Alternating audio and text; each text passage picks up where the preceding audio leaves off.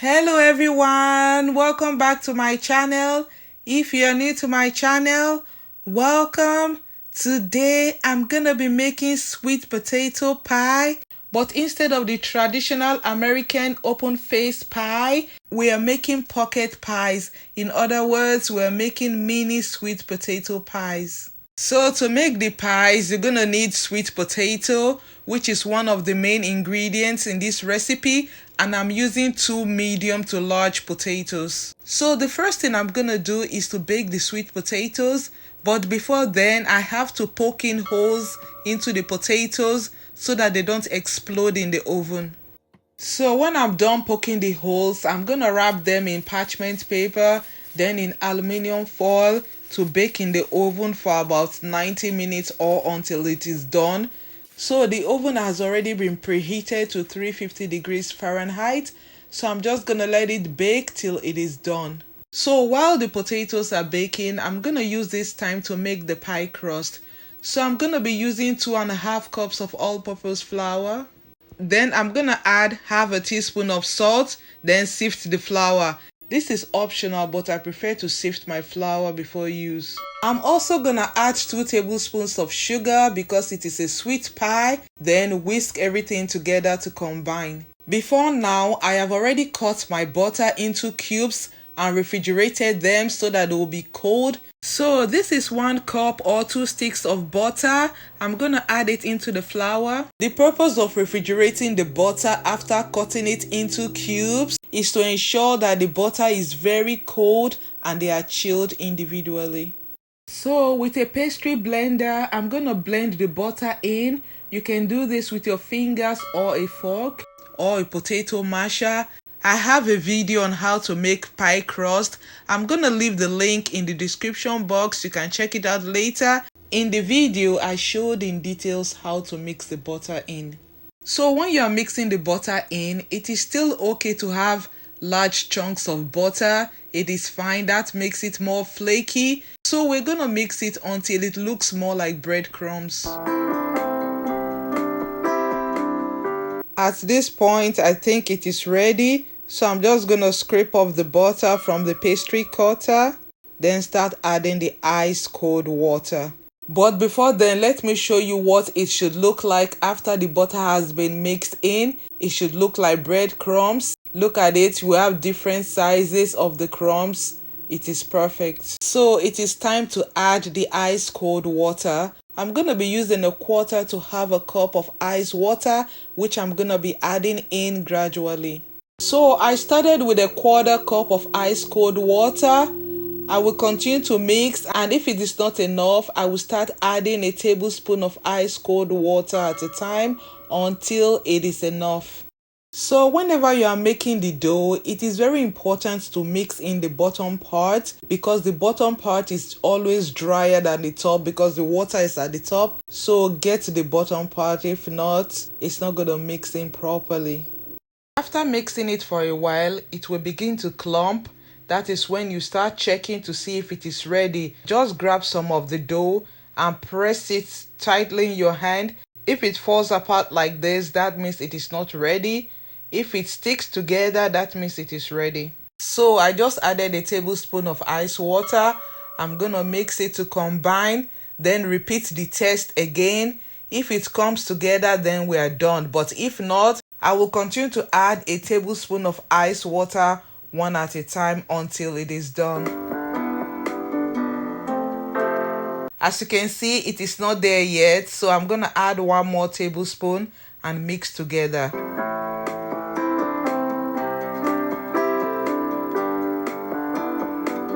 As you can see, it looks better now. Let us give it 1 more check to see if it is ready. If it is not, we'll continue.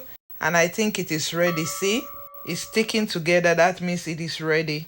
So the next thing I'm gonna do is to transfer it to a work surface so that I can push it together tightly before wrapping it up.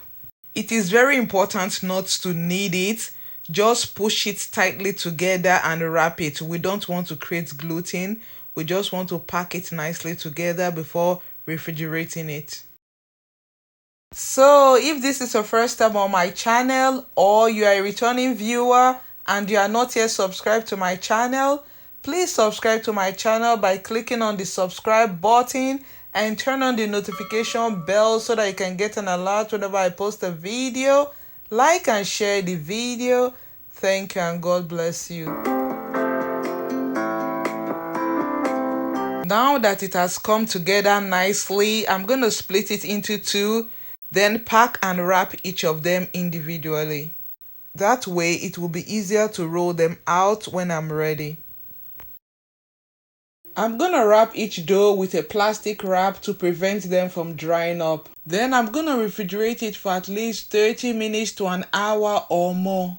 In fact, you can make and refrigerate the dough a day or two before making the pies. So I'm just rolling it with a rolling pin to ensure that everything comes together nicely. So now that I'm done, I'm gonna refrigerate the dough until I need it. Now that we are done with the pie crust, it is time to make the filling. So the potatoes are ready. I baked them for over 2 hours.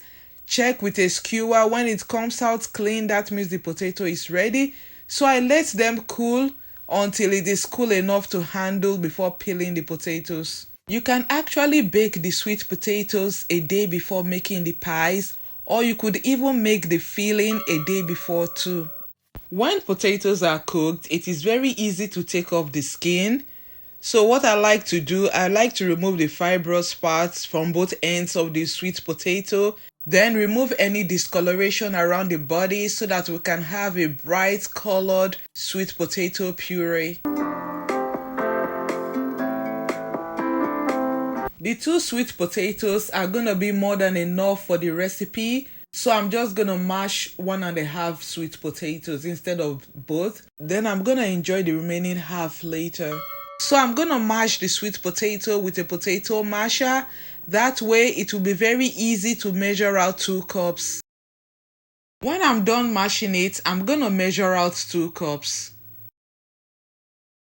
Let me use this opportunity to send a very special shout out to all those that have subscribed. You guys are the best. I love you. Thank you and God bless you.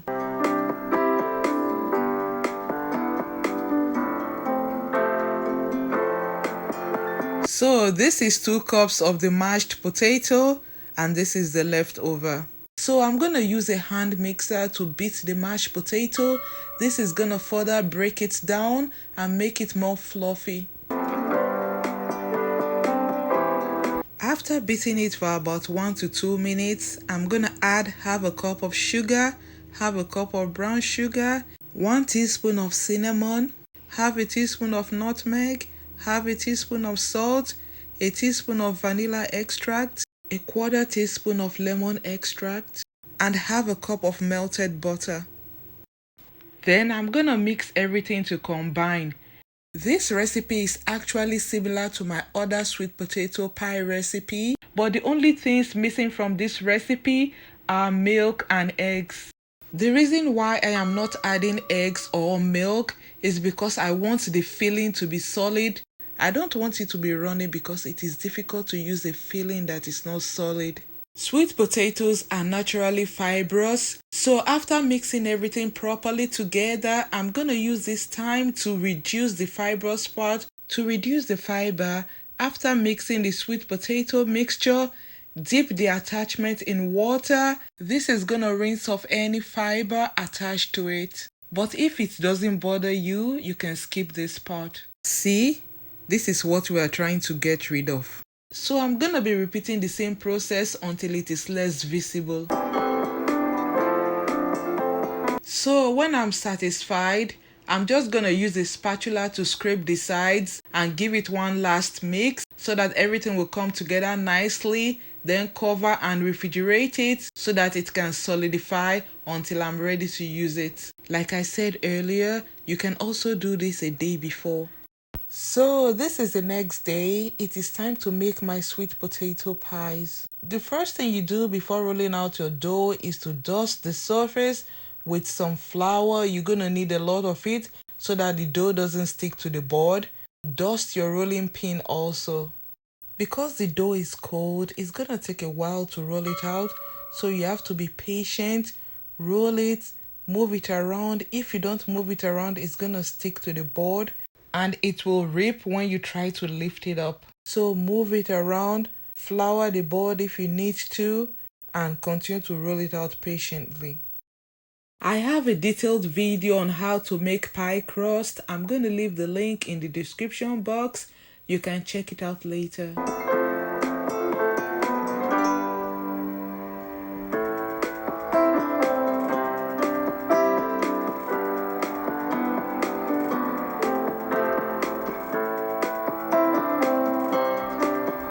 Finally, it is well rolled out. Sometimes I like to feel it to make sure it is even. So with a saucer, I'm going to trace and cut out the shell for the big pies. You can use a cup, bowl, anything circular, or even a pie maker to trace out the shape.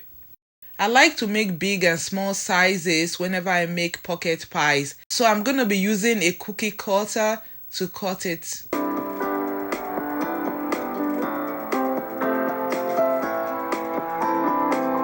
After cutting out the shape, you're going to have excess dough. Do not throw it away. Gather everything together and you're going to use that to make more shells. So after cutting out the crust, it is time to add the filling. So I'm going to scoop about 2 tablespoons of the potato mixture into the pie crust. Try as much as possible not to add too much so that you can be able to fold it over. Then I'm going to fold it over.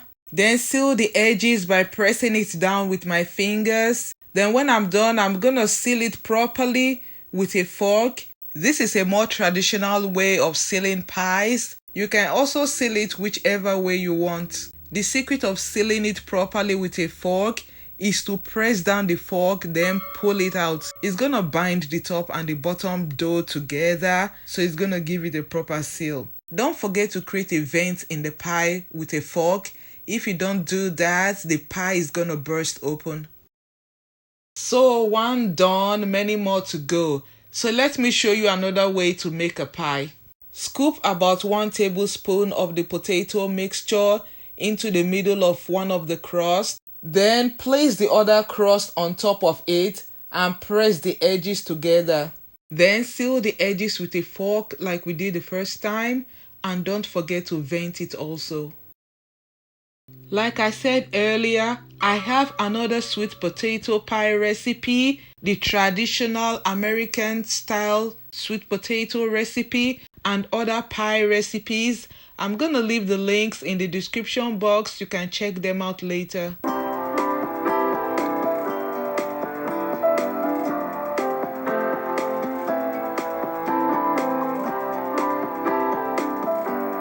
So let us make a smaller pie. So we're just repeating the same thing we did before with the bigger one. The only difference is the size.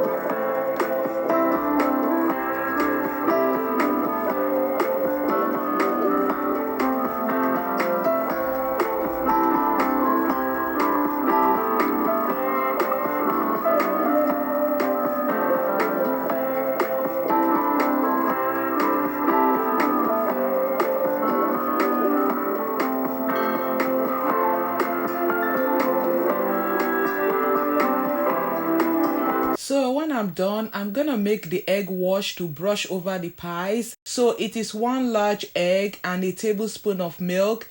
You could use water. I'm gonna whisk it together until it is well combined. You can totally make your pies without applying egg wash, but the importance of applying the egg wash is to create that golden brown shiny color that you see on pies that makes it very attractive. You can brush on a layer or 2 of the egg wash. More layers of the egg wash will produce a darker color.